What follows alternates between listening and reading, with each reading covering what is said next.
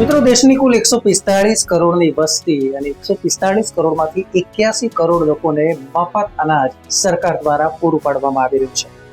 આ મુદ્દે તાજેતરમાં સુપ્રીમ કોર્ટે મફત રાશન વિતરણ મુદ્દે સરકારની સીધી ટકોર કરી છે કે સરકાર ક્યાં સુધી મફત રાશન આપવા માંગે છે. શું સરકાર રોજગારીની તકો પૂરતી ઊભી નથી કરી શકતી? 81 કરોડ આ સુવિધાનો લાભ લઈ રહ્યા છે, મતલબ કે માત્ર ટેક્સ પેયર્સ તેમાંથી બહાર છે. જવાબમાં કેન્દ્રએ કોર્ટને કહ્યું કે રાષ્ટ્રીય ખાદ્ય સુરક્ષા અધિનિયમ 2013 હેઠળ 81 કરોડ લોકોને મફત અથવા તો સબસિડી વાળું રાશન પૂરું પાડવામાં આવી રહ્યું છે.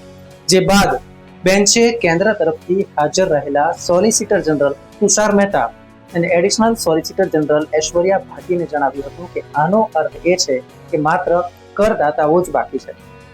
જસ્ટિસ સૂર્યકાંત અને જસ્ટિસ મનમોહનની ખંડપીઠ ઈ શ્રમ પોર્ટલ હેઠળ લાયક જણાયા પરપ્રાંતીય કામદારો અને અકુશળ મજૂરોને મફત રાશન કાર્ડ આપવા સંબંધિત કેસની સુનાવણી ચાલી રહી છે. નમસ્કાર, રિયલ વોઇસ ઓફ ઇન્ડિયામાં આપનું સ્વાગત. હું છું નિહલ મોદી. મિત્રો, આ સમગ્ર મામલો રેશન કાર્ડ સાથે જોડાયેલો છે. દેશ સતત વિકાસ કરી રહ્યો છે તેવા દાવા સરકાર કરી રહી છે.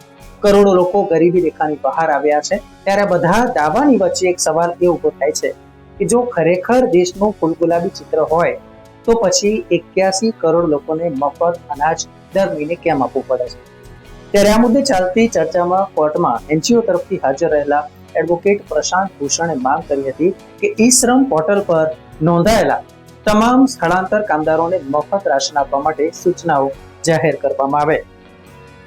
અત્યાર સુધી જસ્ટિસ સુધાંશુ ધોલિયા અને જસ્ટિસ અસાનુદ્દીન અમાનુલ્લાની બેન્ચે આ કેસની સુનાવણી કરી હતી. બેન્ચે 4 ઓક્ટોબરે આદેશ આપ્યો હતો કે આવી તમામ વ્યક્તિઓ કે જે એનએફએસએ અનુસાર રાશન કાર્ડ કે અનાજ માટે લાયક છે અને સંબંધિત રાજ્યો કે કેન્દ્ર શાસિત પ્રદેશો દ્વારા તેની ઓળખ કરવામાં આવી છે તેઓને રાશન કાર્ડ આપવામાં આવે.